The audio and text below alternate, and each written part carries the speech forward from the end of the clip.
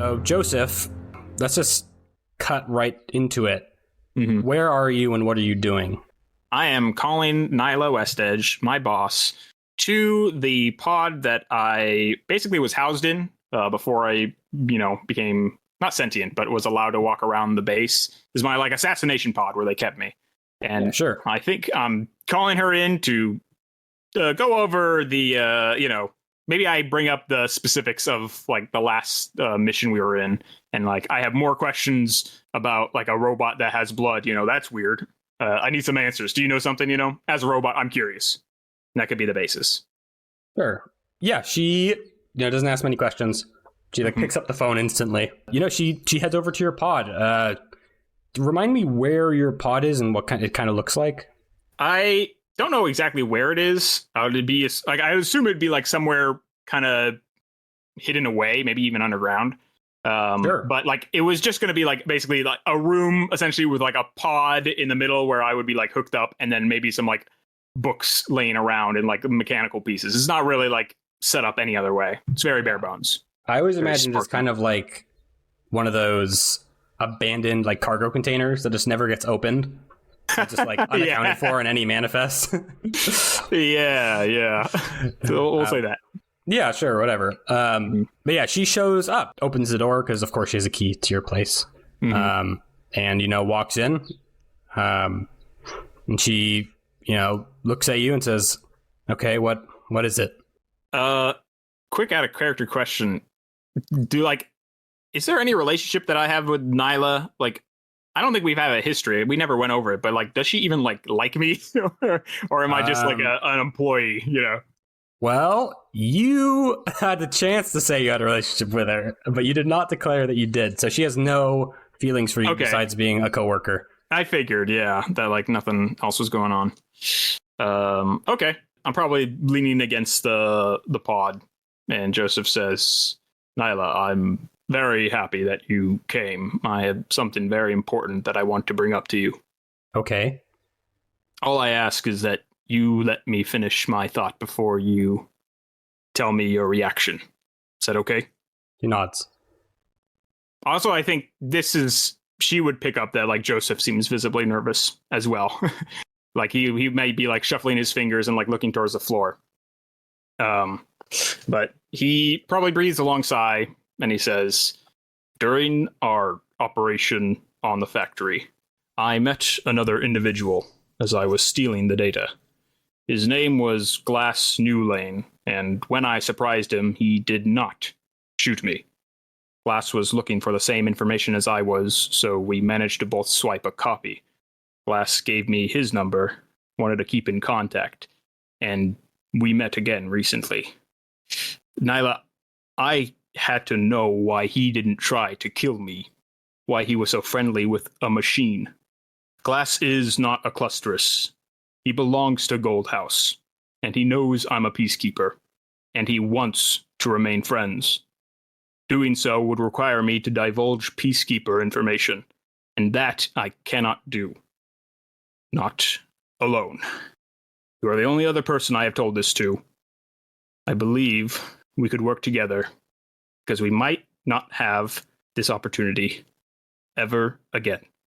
Trying to decide whether to make you roll or not. Yeah, I really wish I could. This is what I was telling you. I wish I could get this fucking speech skills up. I realized I'd be talking to so many people.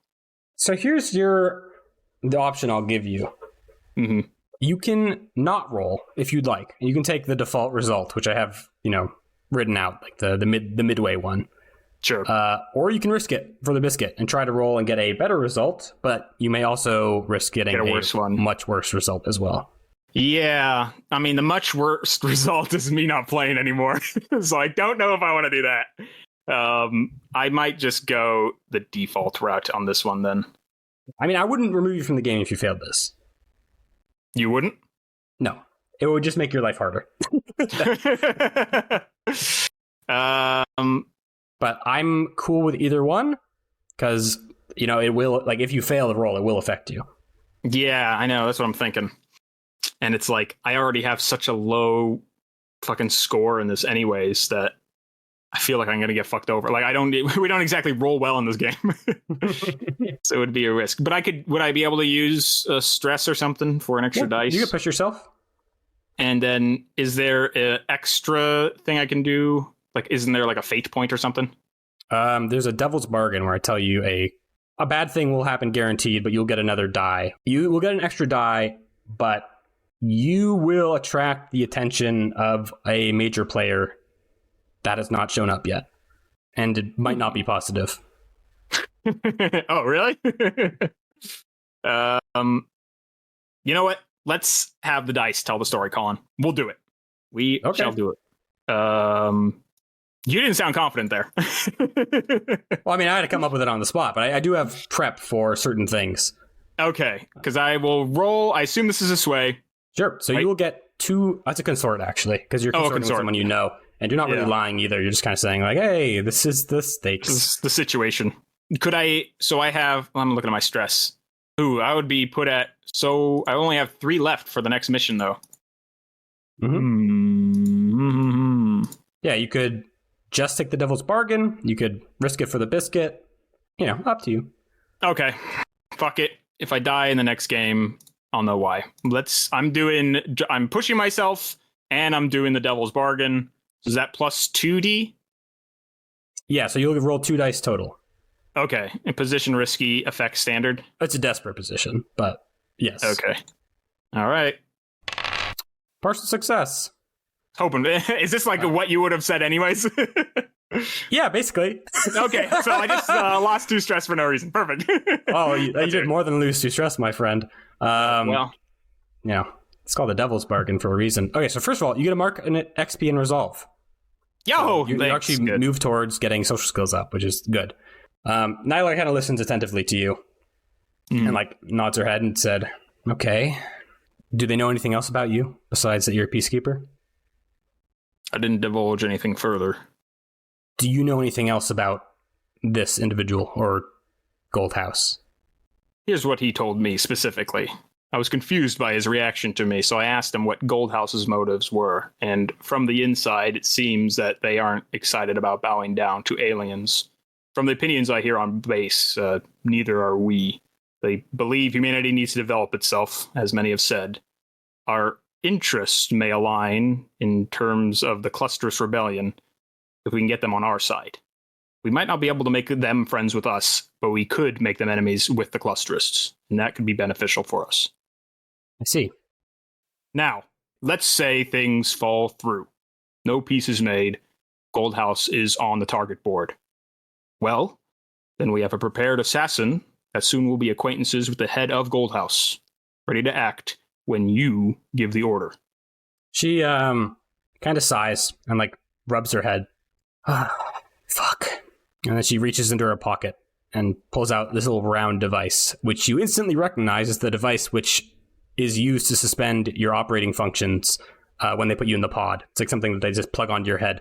And she kind of holds her hand out and says, Joseph, please put this on. I'm sorry, but this is part of the procedure for this sort of thing.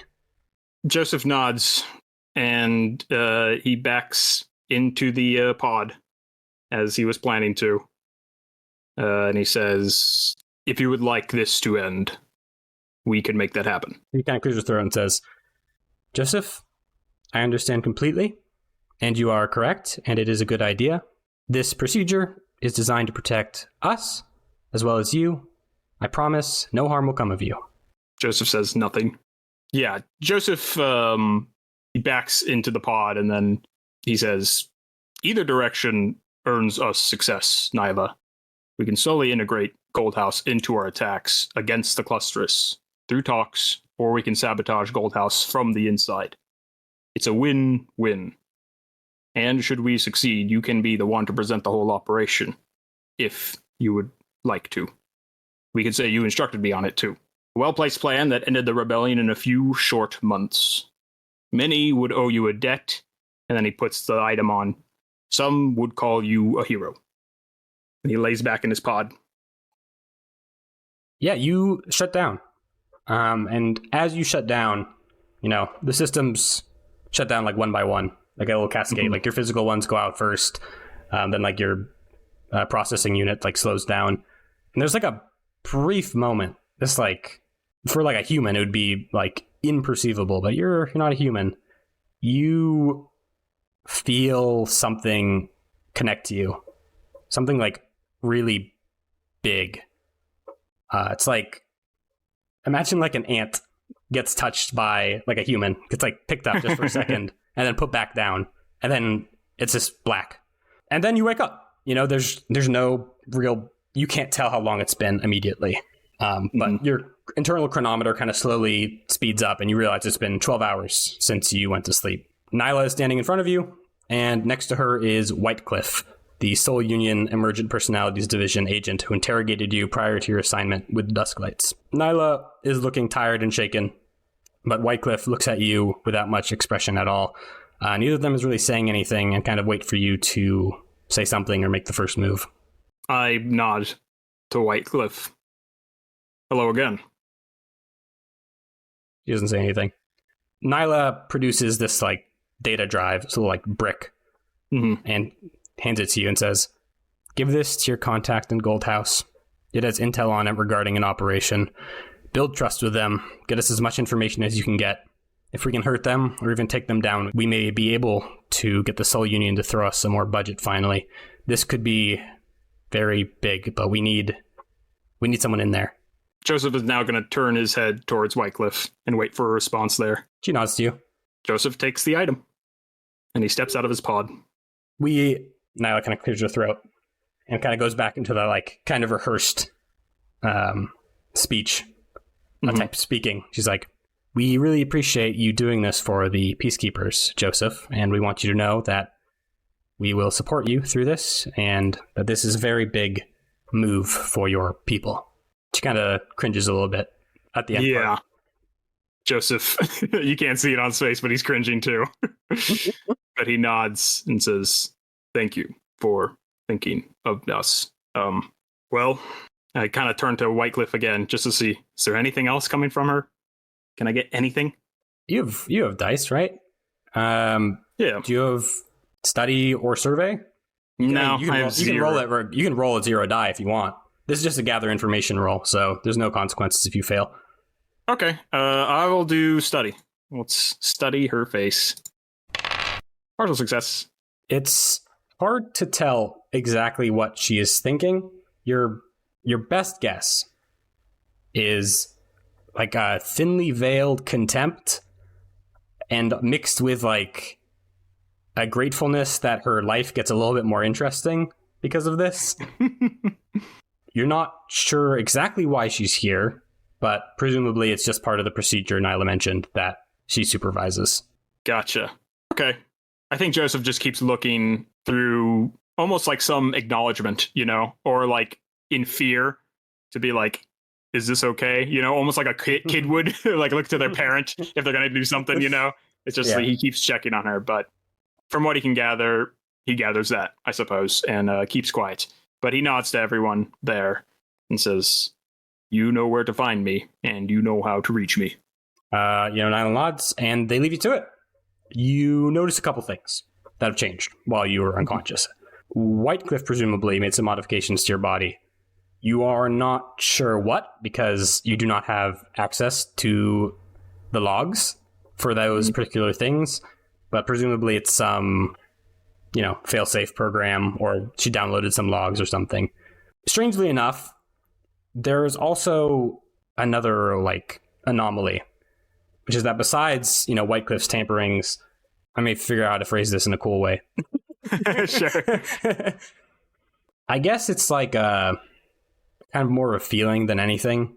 You feel clean. You feel like, I'll use a metaphor because I like metaphors. Please. Like, imagine you had a house of cards, right? And it was a pretty good house of cards. And then someone broke it down and then rebuilt it exactly like you made it, but slightly better, imperceptibly better. Like, you couldn't even put your finger on how it's better. And you're not sure why that is. Okay. I think I get you. I'm just generally feeling like something has changed positively within me. I know that, but I don't know what it was. Yes. It's... Gotcha. it's like not quite emotional, but maybe it is. Yeah, I was going to ask, like, is it through my mind or like mechanically? It almost feels like you've had a spiritual moment somehow. Like, you kind of feel like a little bit of angel dust is on you. I don't know how else to put it without giving it away. They fucking slipped me some psychedelics while I was under. Yeah, I got you on that robot mushrooms, boy. Damn it. It's weird. It's also a little scary because you can tell when WHITECLIFF does something. It's pretty obvious. It's like big black boxes inside yourself. You can't see inside, and there's usually just bad shit behind them. You know that much. But this is like totally different. And if you really think about it, you felt it in those moments right before you shut down, when that, whatever it was, made contact with you.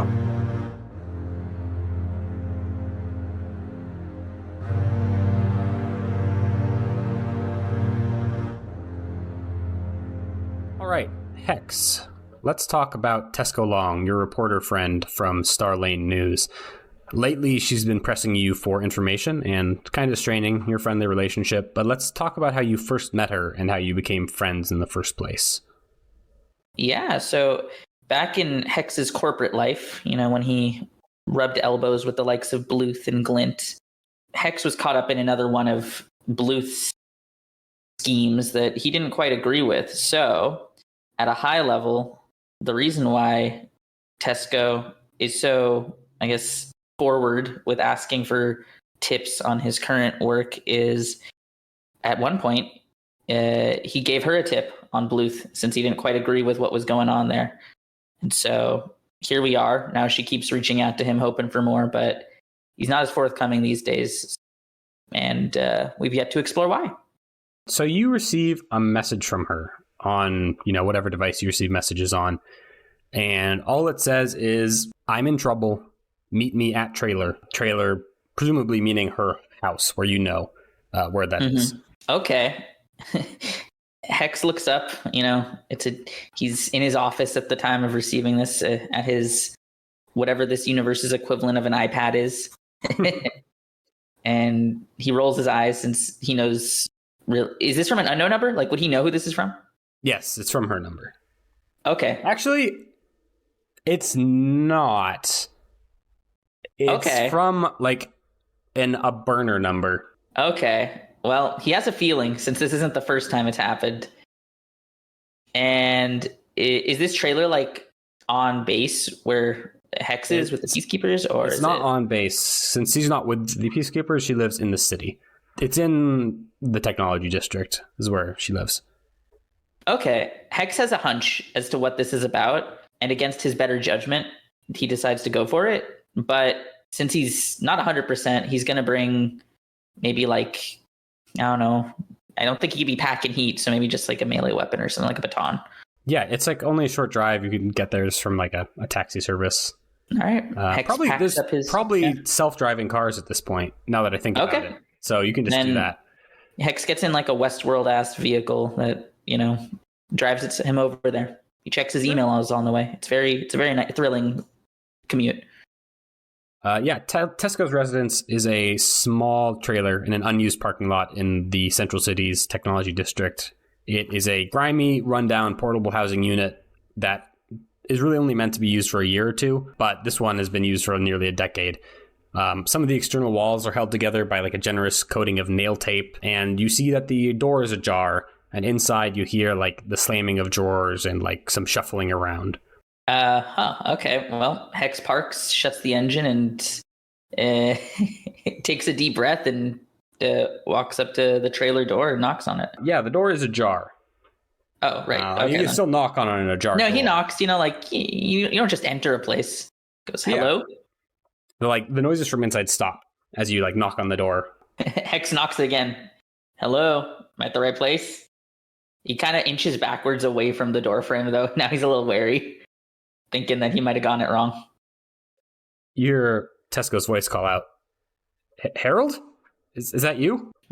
All right. Hex feels relieved. Yep, it's me. And he comes in through the doorway.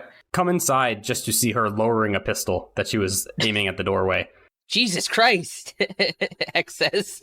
Or at least whatever the equivalent is. I don't know if Christianity is a thing in this universe, but whatever. If you want Hex to be a Christian, more power to you. Harold, come here. And she scatters some papers off like her bed and pulls out this big hard drive. And Hex closes the door behind him and walks in. She takes the hard drive and shoves it into your hands. Take this. Don't upload it to the network. Don't feed it to any of the AIs on the base. It's important. I don't know why, but if anyone can figure out what it is, it's you. There are some names on there, a lot of innocent people that she promised wouldn't get hurt. Slow down. What's going on? One of my contacts with the clusterus, he gave me this. He said it was big. He went dark. I haven't been able to get in contact with him. I think he was compromised. Something you have happened. Contacts in the clusters? Yes, Harold. Listen, I might be being followed. I'm not sure. I don't know if he told them anything, but the peacekeepers can't touch this. Okay, I need you to understand that. I don't want the peacekeepers looking through this because there are people who didn't do anything wrong who I know would get in a lot of trouble. But if I want you to look at it, just keep it private. Right. Can you do that? Harold lets out a deep sigh, collects himself. All right, I can do this for you, just given what you've done for me in the past, but I have to know, what am I expecting on here? And are you okay? Should I bring you on the base with me? She thinks about that. It says, I don't know what's on it. I don't tried be a looking hero. at it. Let me know. I don't know if some things are really big, Harold. Some things are too big for the peacekeepers or the clusterus. There's just too much information. Okay, I know too much. I gotta go to ground for a bit. I'll be fine. Just that's my new number for now. I'll send you a letter or something if it changes. Right. I trust your judgment. I mean, you've come this far. He gestures towards the trailer. But if that changes, let me know. I know how big this can get. He's referencing the last mission they were on. So don't feel bad reaching out for help, all right? Yeah. I know thanks. I haven't been forthcoming, but there's no reason to get hurt here. I know. I'm sorry for being such a shitty friend lately. I hope this does something. All right. Any idea on when I'd be hearing back from you? Or she pulls on a coat and starts walking out the door with a loosely held together briefcase and just says, I don't know. Maybe I'm just imagining things, Maybe it's fine. But just I don't know. Figure it out, Harold. I gotta go. And she just starts half jogging out into the city. All right. Hex looks at the hard drive and looks back to his car and just exits the trailer and starts driving back to base silently. No music on the radio. Damn. Not even Nujabes. Nope, not even Space Nujabes. This is the timeline where he didn't die. That's so good. That's why everything's so great. I don't know, man. Yeah, what do you do with this hard drive? All right, well, I absolutely don't put it on the system or anything akin to that. Actually, let's assume Hex has a personal computer. Mm-hmm. And, he's been around the block. He knows that he needs to air gap this from any other systems. So what he does is before he goes to base, picks up his laptop, all that jazz. And in his car, he goes airplane mode, disables anything that could connect to any other systems, and he plugs it in. What does he find? Give me a study roll. Ooh, okay. I didn't realize checking folders was that tough. Person, players, heck, study. Oh man, you haven't been hitting the books lately, fucking meathead. Is this risky, controlled, or desperate? That's a great question. Yeah, let's He's controlled. Oh, okay, all right, desperate. All right, roll it. Partial success. Okay. My computer blows up. Let's see. Oh, man. Let me tell you a couple things. All right. You take a quick look at the data drive. It is the reason you can't just discern what it is that it is a humongous amount of information. Like if you ever get an email like with invoices and they're all just like numbers instead of like any title, that's what this is. It is a ridiculous amount of information, like more than you could hope to ever even begin to ascertain anything. But you did get a partial success. So what I will tell you is that this is a money trail. There are shipping manifests, addresses, logistics reports, unlabeled item purchases from off-planet. And at first glance, a lot of them seem like unrelated. Like it's just like they're buying empty crates or whatever, and they're shipping it to like a shipping yard. It's like, that's not that weird, but all of it being here and the fact that someone presumably maybe died over this information gives you the sense that there is something bigger here, something that you could uncover. And, you know, like as you like go through some of these PDFs, you click one and you notice like the airplane mode indicator on your laptop flickers for like half a second. And like it just says, oh, file corrupted. And it's just that one file and just that little flicker. Maybe it was a visual glitch. Who knows? But, you know, as you're like, where were you sit? Where do you say you were? Like parking lot. Where is this, like right outside where you saw Tesco? Yeah, let's say it's just like a random ass like paid parking lot in the city. Sure. Like he went to base and then he went off base to do this since he didn't want to connect to any networks. Yeah, a car pulls up next to you. Oh fuck. It has like Seoul Union plates on it. Peacekeeper. And out of it comes Nyla and, you know, two soldiers who have like no identifying information on them. And she kind of just like knocks on the window. Hex rolls it down. To what do I owe the pleasure? Harold, I'm very sorry for the interruption, but I need you to go with these two here. Happy to. Mind telling me why? I can't, but you're not in trouble or anything. It's regarding Joseph. And she like rubs her face. Can a Hex inspect Nyla just to see if she's being forthcoming? Like, is her hand on her pistol or something? Are you paranoid, boy? Hex is very paranoid. Yeah, give me a survey. Let's do desperate. Well, this isn't desperate, actually. This is just controlled. Well, partial success. You get the impression that she is not really hiding anything from you. She has her hands tied by some bureaucratic mess, and you get the feeling that it is just a coincidence that she's here now. All right. Which is disconcerting, almost. Well, Hex doesn't want to just leave this here. What about my car? I could follow you. Oh, we can just send it back to the base. All right. Hex shuts his laptop and pockets the hard drive as he's stepping out of the car.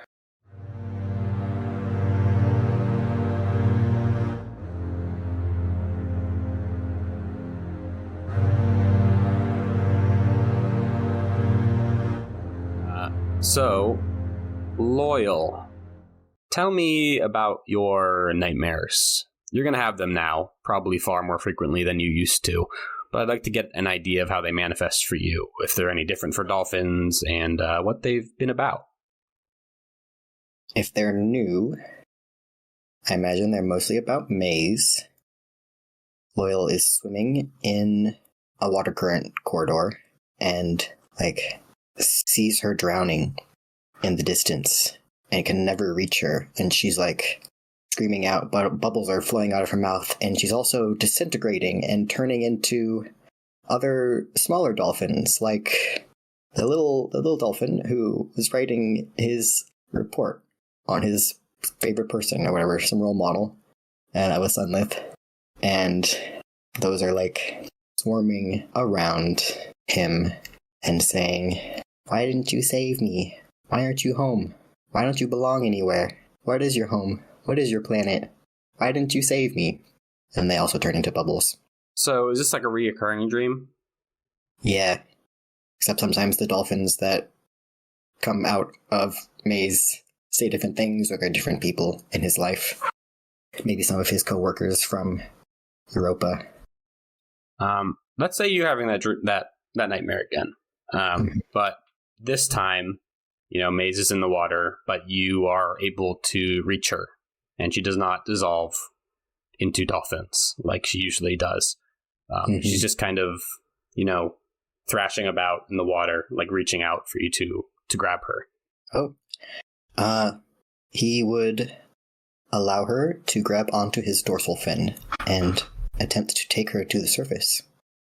Yeah, you let her grab onto you, and she is so heavy this time, and it's like the water itself is like pulling her down and pulling you down by extension.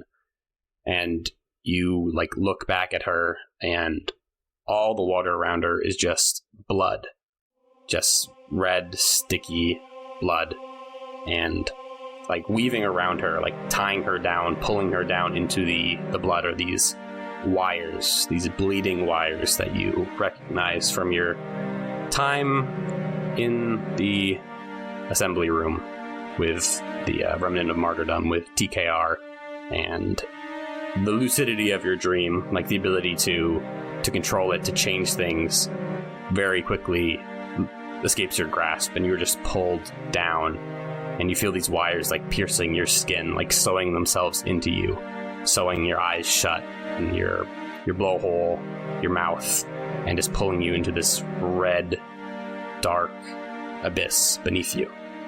But then you wake up. Yeah.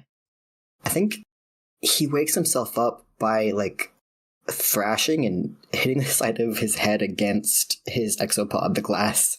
I think when you thrash about and you hit your head on the exopod, a little bit of blood comes out from like your melon, like a little scratch. Nothing serious, but you have that little bit of that cloudy blood just in the exopod now, and it gets filtered out like it usually does, but yeah, that's good. There's like a couple seconds where he thinks he's still in the dream because the blood is still in the water. He doesn't know if he's awake or not, and then he sees his dingy apartment with his little shrimp tank next to him. He's like, oh, right, I'm still here.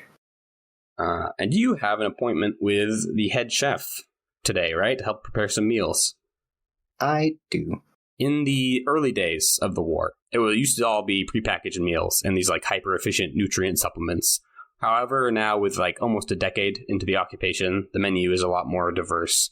Both of you have shared a love for food, and you've actually taken to help him prepare some food in your spare time in the past as well. But this is the first time we'll really look at it.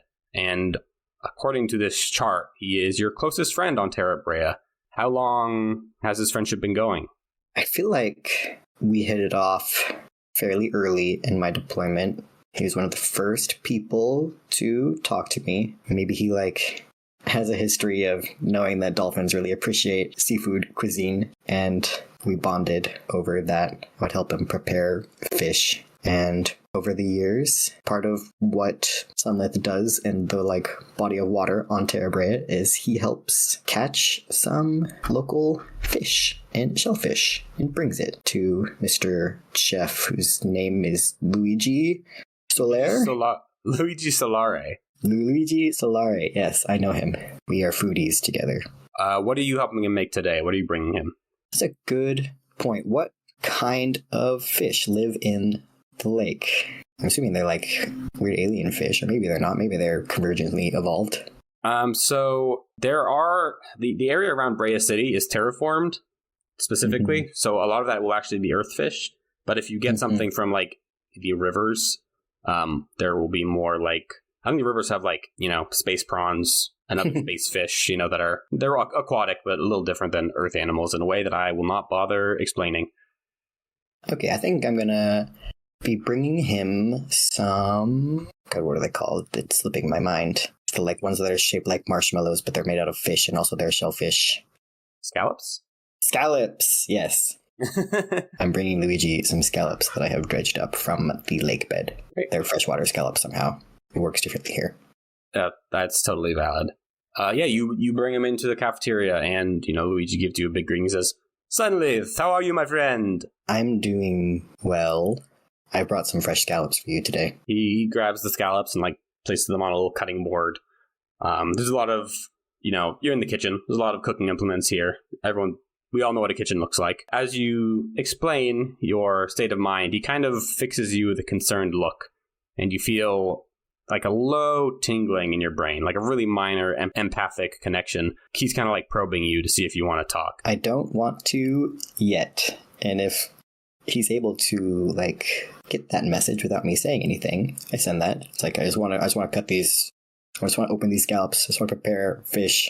I want to think next to another person for a while. He picks up on that. He understands, and he just looks down, like smiles, and just gives you some instructions on scallop preparation. Do scallops have shells originally? Let me look up a scallop. Ooh, they're weird. They look like a very classic shell, like the kind you'd find on the beach. In fact, if anyone has been on the beach, they probably found one of these shells. It's like a super classic fan-style seashell. Oh, yeah, like a mermaid would come out of. Like a mermaid would come out of, exactly, or that they'd have for their bra. And we were like shucking these open, I guess. I have some like tools, or maybe I don't have tools. I'm just using my dexterous robot appendages that are built into my exopod to open these up. And I suppose I feel the need to start making some small talk with Luigi, my friend, and I ask him, so, anything new happening around the kitchen these days? Well, with all the budget cuts and such, we've had less mouths to feed, so I've actually been able to make... This is not his voice. He's Italian. I have to do an Italian voice. With all the budget cuts, this is not Italian either, but we're just going to have to make do with it. He's a future Italian. With all the budget cuts, we've had a lot more time to focus on what we're making, because there's less mouths to feed. I been doing some gourmet stuff, like scallops like this. Usually I'd have to put this in a giant soup, but now we can actually like sear them and make it nice and good for everyone who's not allergic, that is. That's nice. Sunlith says, like, very clearly not absorbing this information, but still trying to be polite. Sunlith, you're supposed to, could you put those in the other bin? You're putting them in the shell bin. And he kind of points out how you've been putting the shucked scallops in the discard bin. Oh, blowholes. I'm sorry, Luigi. I just haven't felt like myself lately. Do you want to talk about it? How long have we been here together? How many years now? 10 years. Do you ever wonder what we're doing here and if we are getting into something above our heads that we don't understand? Well, I just cook the food, but I don't know. I trust the people who sent us here to know that we're doing something good, but you see a lot more than I see, Sunlith. You see a lot here, too. This is one of the gathering places. This is where people all come to eat, talk to each other. How does morale seem? Have people been saying any strange stories? Have you overheard anything unusual lately? He kind of frowns a little and says, people are not as happy or as motivated as they were when we first got here. Everyone can see that this could be over if we just had a little more resources, but we're sitting on the fence. People are dying.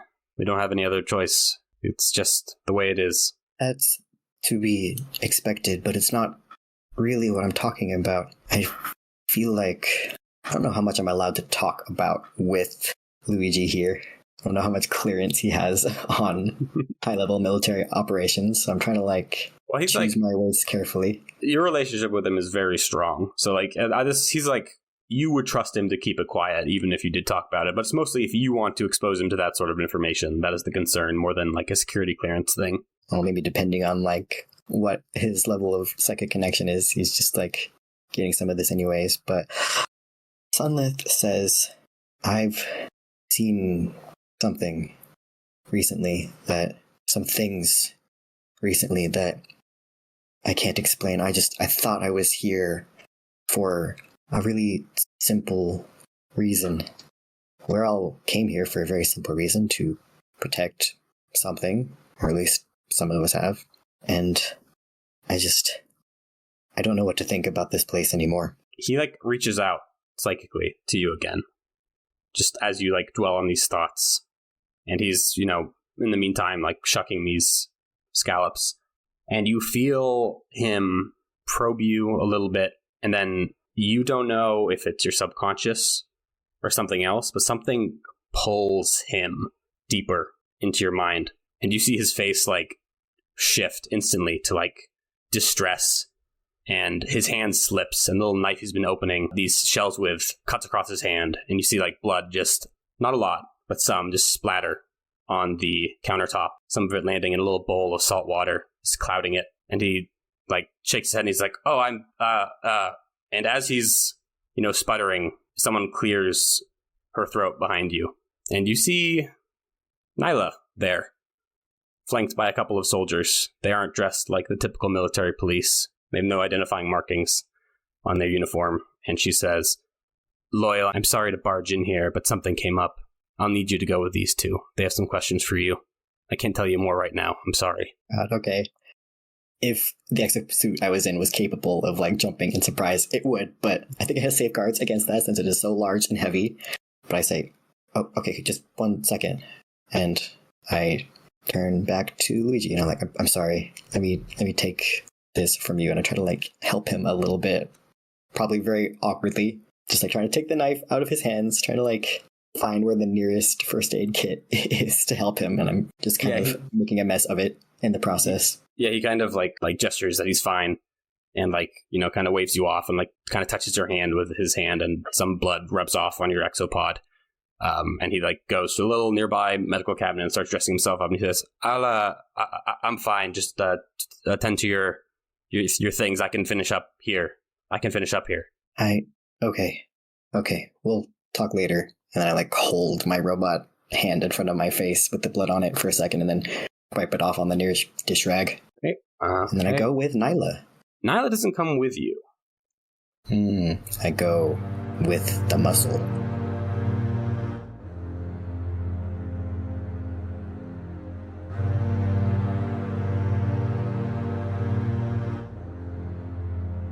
You're on a remote test site about an hour's flight away from the city in the South River Valley. The Vector Minds have called you down here to test your new interface with the Changeling. Very few people live down here, and it's ideal for this type of live-fire exercise. This exercise involves a number of long-range targets being shot into the air at high speeds for you to destroy. However, alongside these targets are a number of barricades which pop out of the ground in front of you to block your line of sight.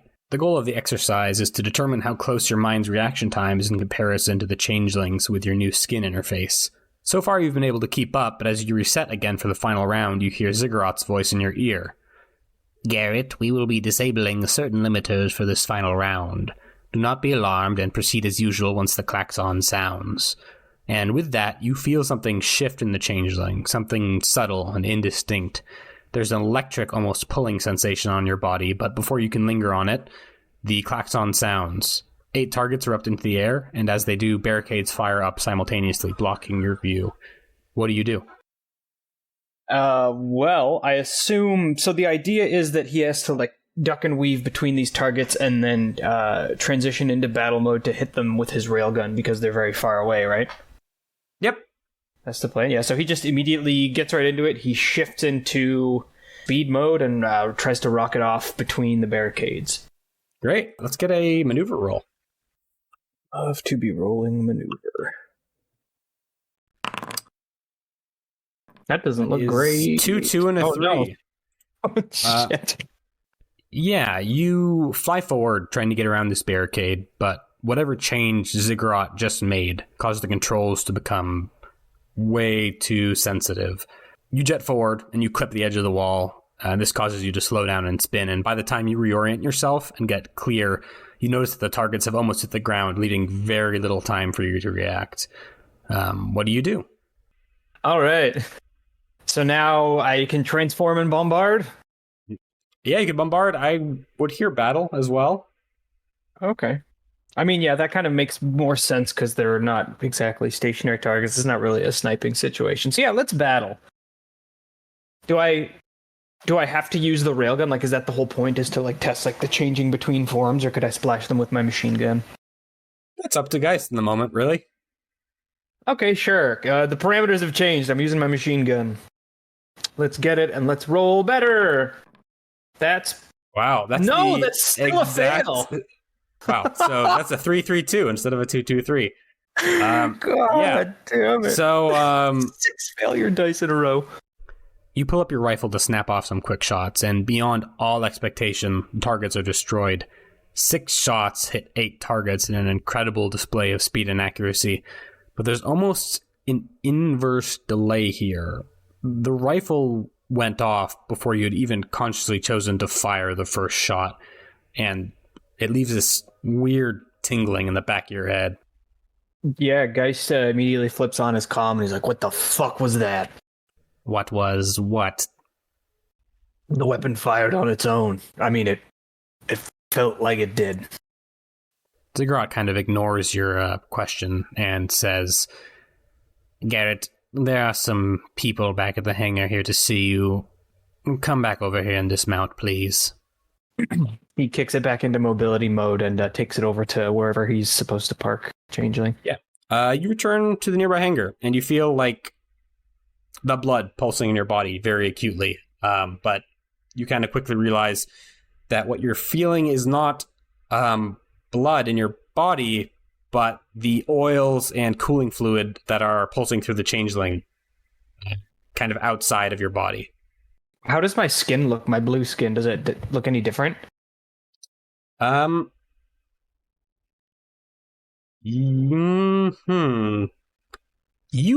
can't see your body. Like, there's like a big camera screen in front of you, I imagine, in the cockpit, right? Oh, yeah. And as you sense this, you like look down and look at your body, and the Changeling just looks down at the ground, and you can't even... It's like your mind is cropping your body out of it. Yeah, so it's like, can I even see the inside of the cockpit, or am I just like, is it like my physical body vision is just the view screen from the front of the Changeling? Yes, that is exactly it. Geist, not supposed to do that. Yeah. He starts to panic a little, maybe not panic, but like something is very clearly wrong. He tries to like move his body, his real body, just to see if he can do it without moving the Changeling itself. Yeah, you can't right now. It's like ever since that shot went off, there's something, the boundary between you and the Changeling is gone. You just kind of are it now, to the point that like you can't feel your own body at all. All you feel is the Changeling now. Man, something's going on with my interface. I can't disengage. I can't get out. Garrett, don't panic. Just pull the ejection lever. Can I even do that? Can I pull the ejection lever? You try to pull the ejection lever, and the Changeling reaches up its arm and pulls in the air, kind of like mimicking you. I can't see my body. My motions are synced with those of the frame. I can't interface with anything inside of the cockpit. There's just a silence on the line. And then you feel this like very painful jolt, like you're being yanked through like a bush of thorns, and you come slamming, so to speak, back into your body, and the Changeling just like shuts down. And you're going to take the level 2 harm migration feedback. You can resist that as you'd like. I would like to resist it, please. This is going to be a stress resist, right? You can choose, actually, in this case. Yeah, I'll take the stress resist. This will be resolve. So here's the thing. Mm-hmm. If I roll a 1, I will trauma out during a vignette. And I don't want to do that. And also, I got an extra quirk. So I think I will actually instead check off my quirk, the new quirk that I just developed, Direct Synaptic Interface. Well, you don't... Instead. Or wait, no, it's a number of quirks. Yeah, you would check off... Right. It would be either expertise or acuity. I think this is acuity specifically. Okay, cool. So you would check off 2 quirks. Yeah, because it... Oh, that sucks. Oh, my God. I want to just say fuck it and take the stress roll, but I know for a fact that it will absolutely trauma me out because I have no luck. I mean, look at how I've been rolling so far. It's a 1 in 6 chance. What are the odds? 100%. Sorry, did you say this was the harm or damage? It is a harm. Okay. But if you resist it, it goes away completely. Okay. Fuck it. I'll resist with quirks. I'll take 2. I'll get rid of my direct synaptic interface and unpredictable boosters. Yeah, I think the as you get like forcibly shunted out from the machine, you see that there's some physical damage to the connectors that connected to your skin, like it's sparked a little bit. Ziggurat's voice comes back over the intercom. I've forcefully ejected you from the system. Now please dismount. There's someone here to see you. And she seems a little peeved off with you. Well, maybe if he let me know what the hell was going on, it doesn't matter. Geist disengages from the changeling and gets out a little bit unshakily. Now he looks at his skin grafts. Do they look any different? Do they look scorched? They look the same. There's like some soot on them from the ejection, but no physical damage you can see. Okay. I will go see who's here to see me. At the foot of the changeling is Nyla. And she is flanked by 2 armed men wearing no identifying information. And trailing behind them is Ziggurat, who looks unusually subdued. All right, Nyla, what's going on? I'm sorry to bother you during your training, Geist, but I need you to go with these 2 men. I cannot say anything more at this time, but rest assured, it'll be fine. Geist, I mean, he goes to walk with them, but he just, as he does, he looks at one of them and says, "Don't suppose you boys can tell me anything about where the fuck you came from?" You look into black mirrored sunglasses and no expressions. Yeah, that's what I thought. Let's get this over with, whatever the fuck this is.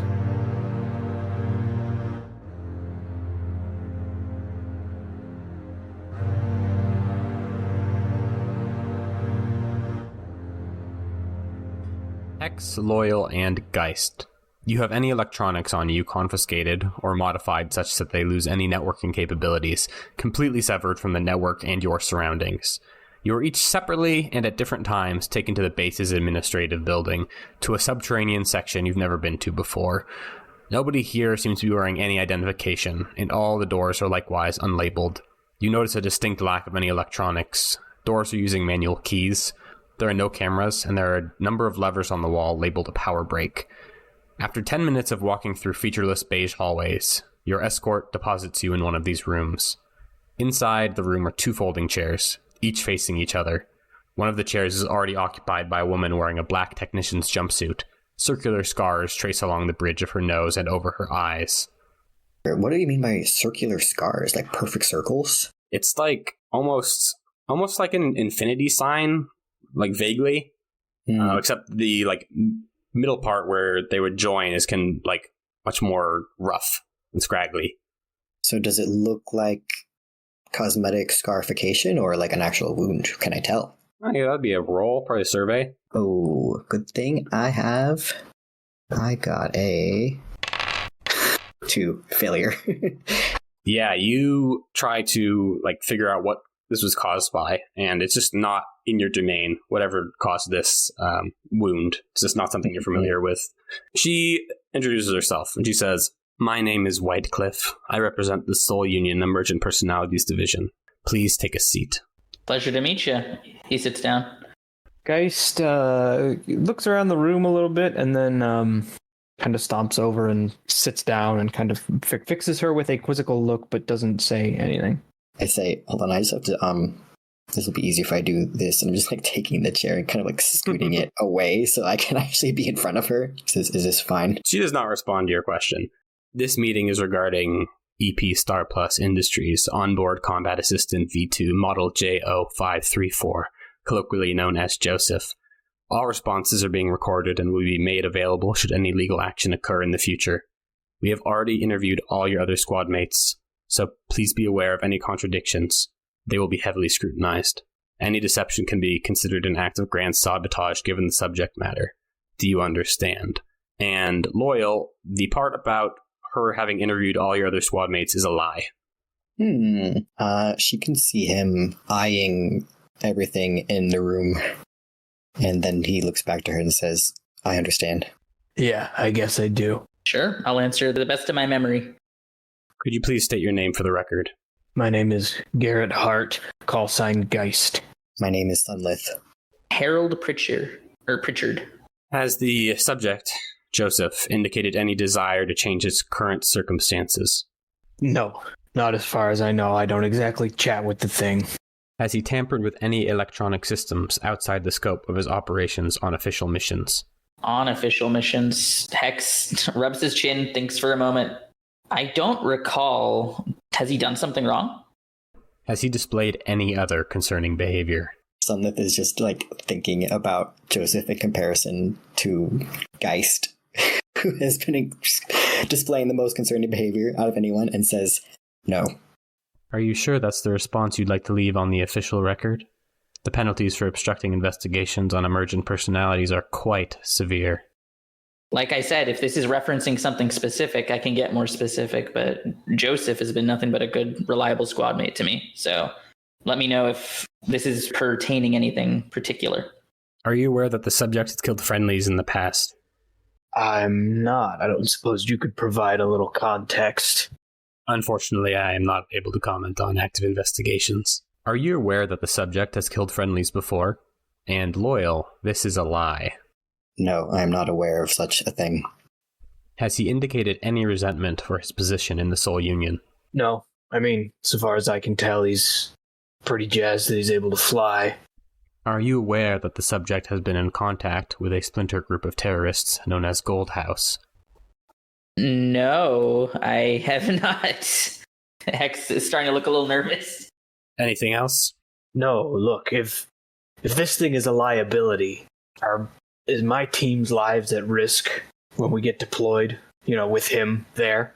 There are always risks using weapons of mass destruction. If you have any doubts about him, any small things you've noticed, it would be helpful to hear them. I do not. I have no doubts whatsoever, but I mean, if he's done something, then I think that speaks more to my feelings towards he hesitates to say man, bot. Using 3 words, how would you describe the subject? Analytical? Loyal. Human. He seems too human. It kind of freaks me out. Any closing statements? Joseph has been an excellent member of the team and a good companion. I have no issues with his performance or behaviors. Joseph has been nothing but a loyal squad mate, so I could speak to his character, but like I said, I'm operating with limited info here. I have a question for you, if you'll humor me. After all, you wasted my fucking time today. If he's so dangerous, why is he in the field? Why is it that you have this whole fucking secret black box wing with no computers just to put what you very clearly believe to be severe liabilities into the field? Are we that hard up for pilots, really? You're the pilot. You tell me. All right. Geist gets up and goes to leave. Now, if there's not anything else, you may go. Hex gives a nod and exits the room. I look at her again. I know that I cannot look into her mind, but I really want to. I turn around and float away.